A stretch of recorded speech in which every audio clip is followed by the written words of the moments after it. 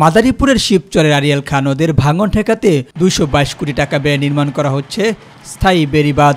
এরই মধ্যে 6.5 কিলোমিটারের বাঁধ নির্মাণ কাজের 80% শেষ হয়েছে।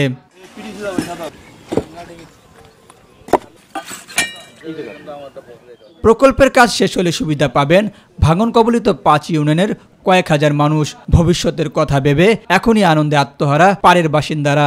পানি উন্নয়ন বোর্ডের মাধ্যমে এখানে বেড়িবাঁধ দেওয়ার কারণে এখন আল্লাহ নামে নদী ভাঙ্গা ফিরে গেছে।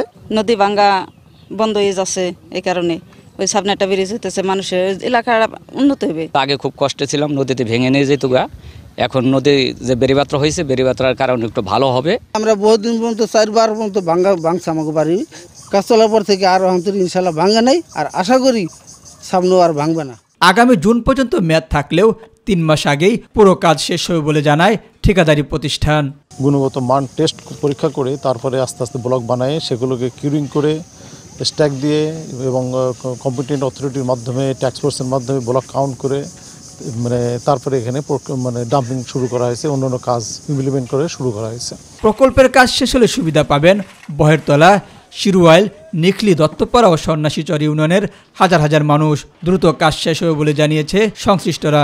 এই 4টা স্থানে 6.650 কিলোমিটারও সেই কাজের দৈর্ঘ্য। তার ভিতরে আমরা 50% কাজ মোটামুটি সমাপ্ত হয়েছে, বাকি কাজ চলমান আছে। প্রতিরক্ষামূলক কাজটা শুরু হয় জুন মাসের 2021 সালে এবং আশা করি এই কাজের বর্তমান অগ্রগতি 80%-এর মতন, এবং এটা শেষ হবে মে মাসের 2025 সালের দিকে। 2020 সালে জানুয়ারিতে জিওবির অর্থায়নে শুরু হয় প্রকল্পের কাজ।